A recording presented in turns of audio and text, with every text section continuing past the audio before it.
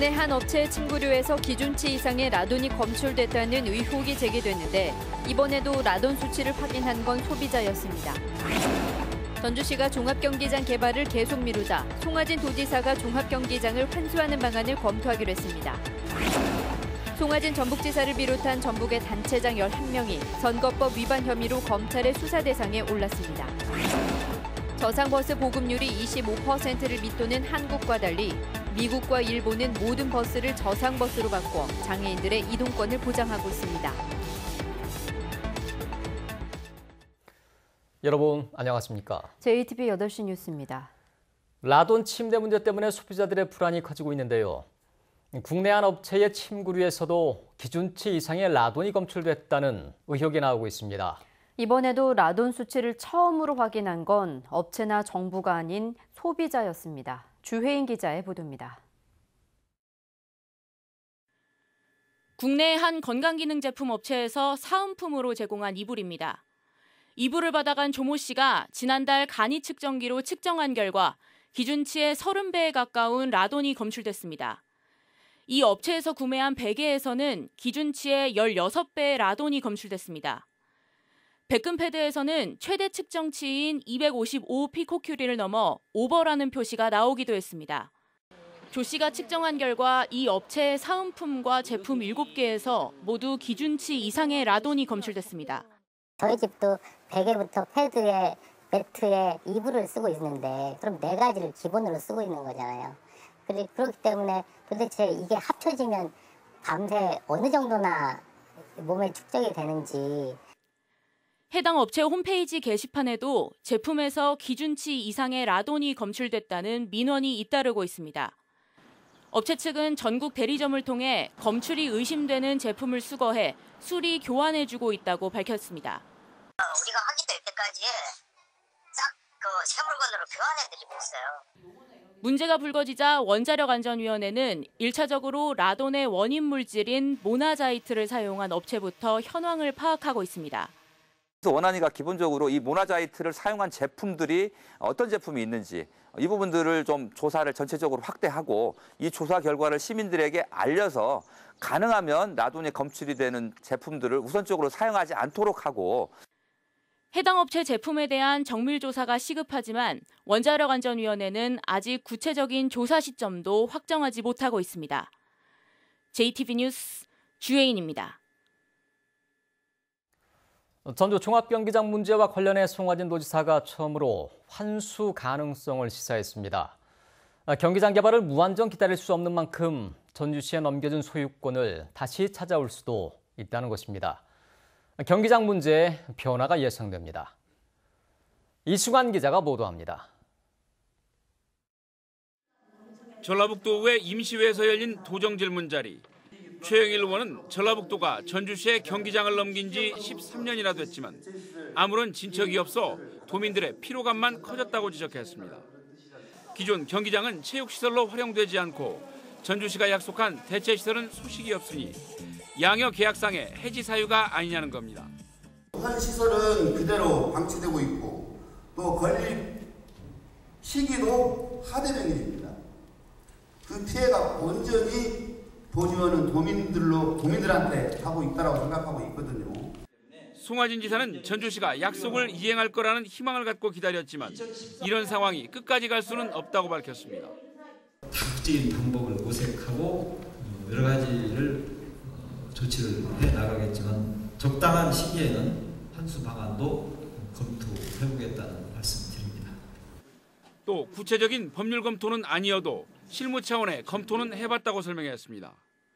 송 지사는 최 의원이 임기 중 해결 의지를 다그쳐 묻자 환수 조치에 대한 결단이 그리 멀지 않았음을 시사했습니다. 한없이 이 문제를 놓고 갈 수는 없기 때문에 적당한 시점에서 결단을 내릴 수밖에 없는 것이고 그 결단을 통해서 문제를 풀어가는 그런 중요한 시점을 지금 현재 준비를 하고 있다. 전주시장과 만날 의사를 묻는 질문에는 기존 계약 조건에 맞는 쪽으로 진행한다면 만나고 협의하고 지원하겠지만 전혀 다른 계획을 가지고 온다면 만나지 않겠다고 분명히 못 박았습니다. 명분과 실리를 따지는 사이 도민의 재산인 경기장이 무려 13년째 방치되어 온 상황. 송 지사의 환수 가능성 시사 발언으로 경기장 사태가 새로운 국면을 맞고 있습니다. JTB 뉴스 이승환입니다. 전국체전 닷새째인 오늘 전주 시민축구단이 값진 동메달을 따냈습니다. 육상과 씨름 등에서도 메달이 이어지면서 목표 달성의 청신호가 켜졌습니다. 정원희 기자입니다.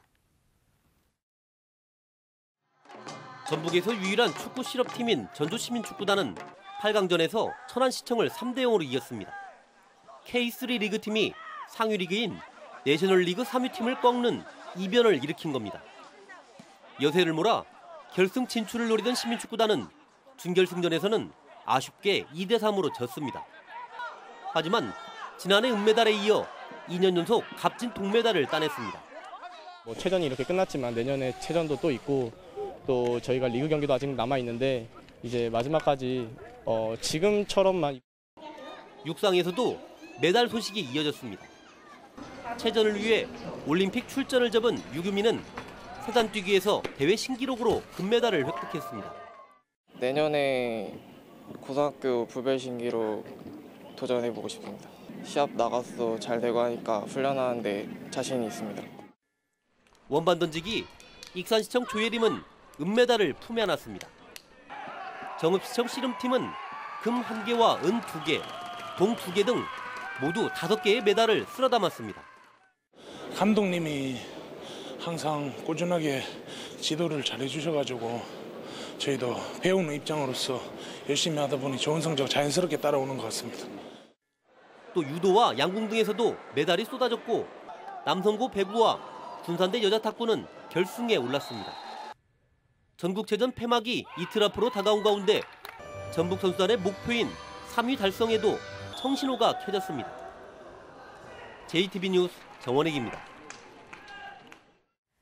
2019학년도 대학 수학 능력 시험이 한 달 앞으로 다가왔습니다. 남은 기간 알찬 준비를 하면 수능의 결과가 달라질 수 있기 때문에 마무리 전략이 매우 중요합니다. 보도에 조창현 기자입니다.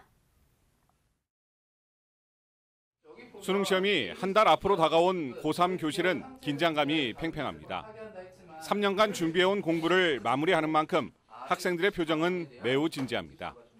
수시원서 접수 이후 흐트러진 마음을 다잡고 부족한 과목에 집중하고 있습니다. 이번 주까지는 하루에 모의고사 한 회씩 풀려고 하고요.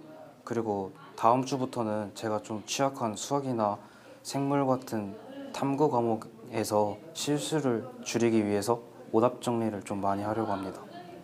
한 달간의 마무리 학습에서는 선택과 집중이 중요합니다. 새로운 문제풀이보다는 기출문제와 오답 노트를 활용하는 게 좋습니다. 특히 두 차례 모의평가 문제의 출제 의도와 출제 경향 등을 꼼꼼히 따져봐야 합니다. 상위권은 실수를 줄이기 위해, 중하위권은 수능 문제 유형을 파악하기 위한 반복 학습이 필요합니다. 모의평가를 분석해보면 올해 수능은 변별력 확보를 위해 조금 어려운 수능이 될 것으로 예상됩니다. 최상위권 문제를 조금 더 쉽게 출제를 하고 그다음에 중상 수준의 문제를 조금 더 어렵게 출제를 하는 방향으로 난이도를 조정하지 않을까 생각하고 있습니다. 체감 난이도는 조금 올라갈 수가 있죠.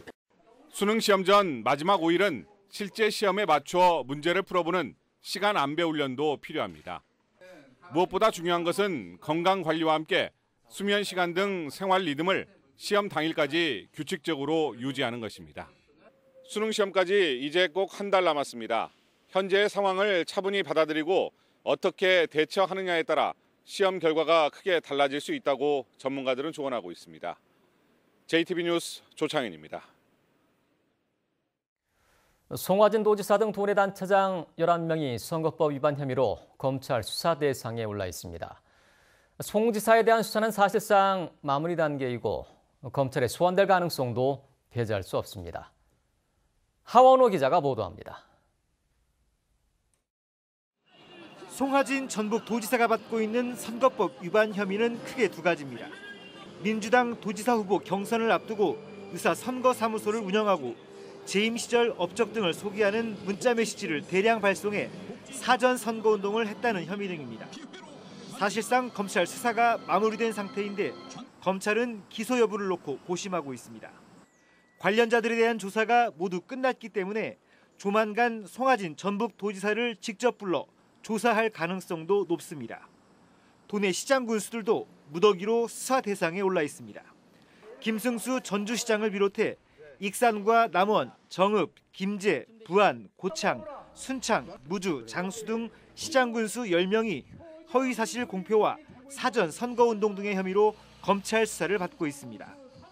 유권자 모임에서 지지를 호소한 혐의로 기소된 이항로 진안 군수는 1심에서 벌금 70만 원을 선고받고 항소하지 않아 벌금형이 확정됐습니다. 이번 지방선거의 공소시효는 오는 12월 13일로 끝납니다. 검찰은 이달 중순까지 선거법 위반 사건에 대한 수사를 마무리할 계획입니다. 어떤 단체장이 기소돼 법정에 서게 될지 관심을 모으고 있습니다. JTB 뉴스 하원호입니다.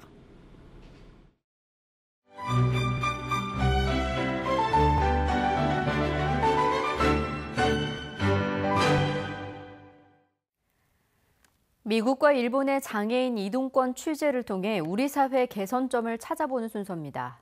오늘은 모든 버스를 저상버스로 바꿔 장애인의 편리한 외출을 돕는 미국과 일본의 사례를 소개합니다. 김철 기자입니다. 중증 장애인인 지선 씨가 한국에서 저상버스를 타려 합니다.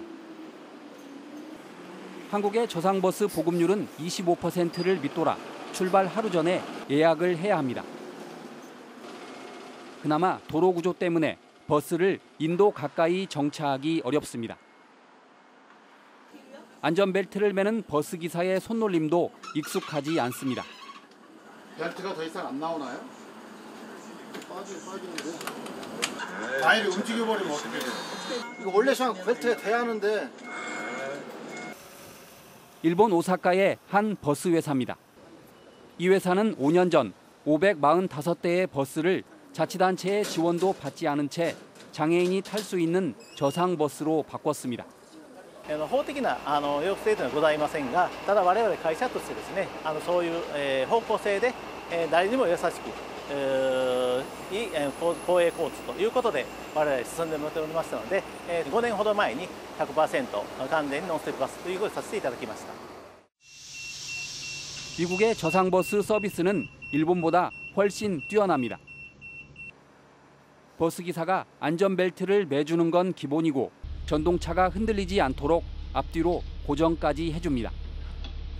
The buses park very near the sidewalk. There's a locking mechanism where the wheelchairs are set up, and so that way the passengers who are on wheelchairs are very safe. 장애인의 사회적 독립을 위해 대중교통은 중요한 수단입니다. JTB 뉴스 김철우입니다.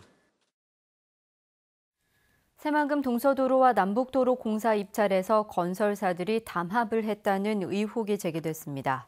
전북녹색연합은 새만금 동서도로와 남북도로의 발주 금액 대비 낙찰 금액 비율인 낙찰률은 일반 공사보다 훨씬 높은 98.8%에서 99.9%로 건설사들의 담합 의혹이 짙다고 주장했습니다. 이에 대해 공사를 발주한 새만금개발청은 설계에서 시공까지 한꺼번에 이루어지는 턴키 방식 공사는 일반적으로 낙찰률이 높게 나온다며 의혹이 있다면 공정거래위원회가 조사에 나설 것이라고 밝혔습니다. 김제 용지에 대한 축산 개편 사업이 추진되고 있지만 이전 부지가 확보되지 않아 어려움을 겪고 있습니다. 전라북도 의회 황영석 의원은 김제 용지 5개 산란계 농가에 대한 축산 개편 사업이 추진되고 있지만 마땅한 이전 지역을 찾지 못하고 있고 대상지를 찾아도 주민 반발이 우려된다며 특단의 대책을 촉구했습니다. 송하진 지사는 이에 대해 김제시와 협의해서 부지를 물색하고 이전 조건에 부합하는 기존 축사 매입에 노력하는 등 사업이 이루어질 수 있도록 힘쓰겠다고 말했습니다. 동학 농민혁명의 법정 기념일을 지정하기 위한 절차가 본격적으로 시작됩니다. 문화체육관광부는 내일 서울 국립중앙박물관에서 동학 농민혁명 법정 기념일 선정을 위한 공청회를 개최합니다. 공청회에서는 전주시와 정읍시, 고창군, 부안군 등 4개 시군이 각각 신청한 기념일을 소개하고 방청객의 의견을 수렴합니다. 문체부는 4개 시군의 기념일 신청안과 공청회 결과 등을 종합적으로 검토해 기념일을 최종 선정할 계획입니다. 모레 서울에서 카카오 카풀에 반대하는 결의대회에 전주의 개인 택시 종사자들도 참여할 것으로 보여 시민들의 불편이 예상되고 있습니다. 전주시는 모레 서울 광화문 광장에서 열리는 카카오 카풀 도입 반대 결의대회에 전주의 개인 택시 종사자들도 참여해 2,339대 휴업이 예상된다며 시민들에게 가급적 시내버스를 이용해 줄 것을 당부했습니다. 오늘 밤부터 내일 아침 사이에는 일부 내륙 지역에 짙은 안개가 끼겠습니다. 내일도 쌀쌀하고 일교차가 크겠습니다. 아침 기온은 3도에서 8도를 보이겠고 낮 기온은 10도 이상 크게 올라 16도에서 19도로 오늘과 비슷하겠습니다. 초미세먼지 농도는 내일도 나쁨 수준을 보이겠습니다. 전주기상지청은 당분간 쌀쌀한 가운데 대기가 건조한 날들이 이어지겠다며 건강관리에 주의를 당부했습니다.